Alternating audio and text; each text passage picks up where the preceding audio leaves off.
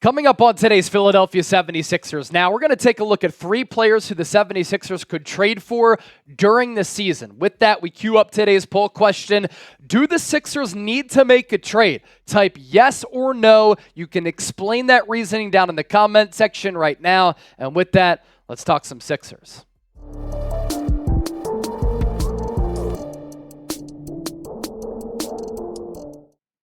Welcome into the show. No matter where you are, how you're tuned in, we appreciate you for making today's show part of your day. I'm Chase Sr., producer Chip on the ones and twos, and this is Philadelphia 76ers Now with the best fans in the world. On the slate for today, 3 76ers midseason trade targets, and we begin with a dream trade target for Philadelphia, considering the need that they have still on this roster, and that's the power forward position. Naz Reid, one of the best rotational players in the NBA. I thought he was terrific for Minnesota during that run to the Western Conference Finals. He's athletic. He can shoot the three. He can defend at a really high level. He could put the ball on the floor. Athletic enough to get to the rim. I love his frame and the way that he's able to use that with opening up space, getting his shot off, and he's just not going to shy away from the big moment either. 6'9", 264. So a very unique athlete, and it was a great move for the Timberwolves to give him a bag, 13.5 points per game last year, 5 rebounds, and he was so pivotal during that playoff run for what they wanted to do. And at times, Minnesota had to play him in that front court ahead of players like Karl-Anthony Towns, who was in foul trouble, or Rudy Gobert, because he's one of the more overrated players in the NBA. And you look at what Naz Reid's been able to do in each of the last 4 years, the three-point numbers were kind of stagnant there for a while, but last year, a career season for him. 41+%, solid rebounder, pretty efficient inside the three-point arc prior to last year. Now, why would Minnesota trade him? Minnesota is kind of in a dire situation with the salary cap because they're paying players a lot of money, and they're kind of in cap hell as you look ahead. Karl-Anthony Towns is due $49.2 million. Rudy Gobert, $43.8. Anthony Edwards, $42.1 after signing that extension. Jaden McDaniels making a lot of coin at 23 even. And then you see Naz Reid there at 13.9. Now, in theory, that's a lot, but for what he gives you, that's why he goes down as a perfect trade target for Philadelphia, because he's a perfect fit. I love the game, and $13.9 million is affordable. Minnesota right now, $17 million over the second apron. That is not a place you want to be because it limits you so much in trying to make trades. It limits you on draft night. It limits you as far as your roster construction. So, Chip, thoughts on a Naz Reid trade? I think among all trade targets in the NBA, if you want to talk about a perfect fit alongside Joel Embiid on this team, he's got to be up there. I would love a Naz Reid deal. Absolutely love a Naz Reid deal.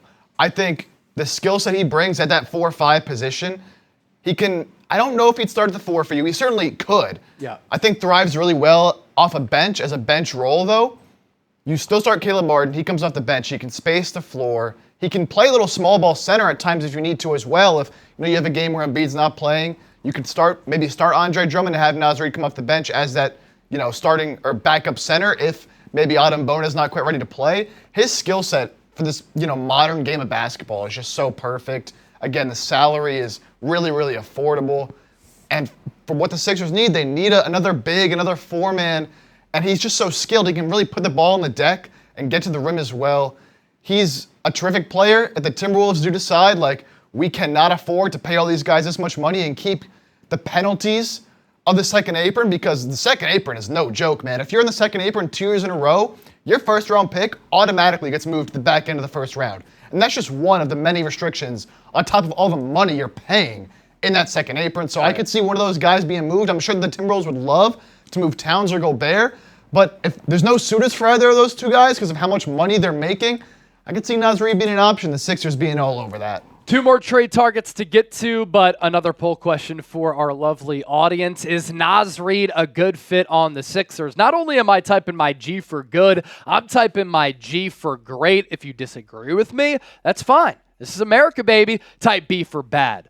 Trade target number 2, a playoff season player with a lot of confidence and swagger and toughness that Philadelphians and Sixers fans would absolutely love. That's a man on your screen right there, Bobby Portis. Bobby Portis has had a very interesting NBA career. He's kind of found a home with the Milwaukee Bucks. He was very important during that run when they won the championship a couple of years ago. And you look at his numbers over the last 4 years, his career in Milwaukee. This past year, 13.8 points per game, 7.5 rebounds. He will crash the glass with ferociousness. He'll also stretch his game out to the three-point arc, and he'll knock down the triple. 40.7% from long range last year. Year before that, 14 points per game, 9.5 rebounds, almost 50% from the floor, 37% from three. Year before that, very consistent, hovering around that 14 points per game mark. Once again, around 9 rebounds, almost 48% from the floor, 39% from three-point range. And the year before that, he shot 47% from three. He has a championship pedigree. He's a player that would fit so well in this city and on the Sixers team. Round 1 against the Indiana Pacers with Giannis and Dame both banged up and hurt. Milwaukee had to turn to him a lot, and he played very well. 16.5 points per game, 11 rebounds. Three-point numbers not there, but 48% from the deck. Now, you don't ideally want him to put up those numbers because you don't want him to be your go-to guy offensively, right? But as a rotational player and a guy who could start at the 4, another really good fit for the Sixers. Now, why he could be available, Milwaukee desperately needs some draft capital moving forward if they want to work on retooling the roster. Portis does have the value for a playoff contending championship level team to attain that. The Sixers could look at a player like Portis and say, we want to overpay. We have these draft picks that we still have. We could give Milwaukee some draft compensation for a player like Bobby Portis. So Naz Reid Bobby Portis, what do you think about Portis on that front? Yeah, well, you mentioned the Sixers potentially needing to overpay. I think Naz Reid I like a little bit better than Bobby Portis, but, are the Bucks going to really be willing to send Portis to a, contending rival team in the East? So you might have to give up a little bit more than you might want to for a player like Portis. But both of them, again, can space the floor. They're going to rebound well. I think Naz Reid can do a little more off the dribble. Bobby Portis, though, I think traditional back-to-basket post-up game is a little bit better in that sense, and both are, solid defenders as well. Either of these guys really, really feel a huge need for the 76ers. And they're sort of, when you think of realistic guys the Sixers can get, because you're not going out getting a star player, these are really two of the best players that, if they become available, you could realistically get. And Bobby Portis, as you mentioned, would fit this city perfectly to a T. He's going to play hard every single night, not just 100%. He's giving you 150% every single night. Of course, has that championship experience. So either Naz Reid or Bobby Portis, kind of view him on the same tier of players, so I think either of those two at that 4-5 hybrid, perfect for the Sixers and what they need right now. We have one more trade target to get to for the Sixers here on today's 76ers Now. But first, today's show is made possible thanks to our friends at Game Time. If you're looking for the best seats at the lowest price guaranteed and a ticketing app that's not going to hit you with outrageous prices if you toggle the all-in option, Game Time is your answer. Prices drop as the event gets closer, and with the Game Time app, you're guaranteed to get the lowest price. So last-minute tickets and flash deals, views from your seats before you buy so you know exactly what to expect when you arrive, and their lowest price guarantee. Absolutely awesome. If you want to save up to 60% off buying last-minute tickets to sporting events, concerts, comedy shows, theater events, Game Time is the go-to. And for our Philadelphians out there and Philly sports fans, not only am I the host of Eagles Now, but if you want to go to an Eagles preseason game or regular season game, you can find those tickets plenty available on the Game Time app. I'm also a diehard Philadelphia Phillies fan. 444, baby. The real ones know. And going to a game at Citizens Bank Park in South Philadelphia is a night well spent for this summer. What's great about this is the deal that we have.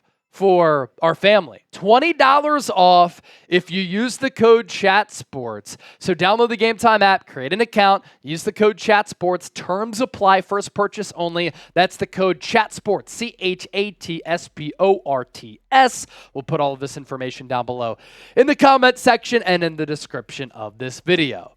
So Naz Reid, Bobby Portis are two players who I would love for the Sixers to trade for.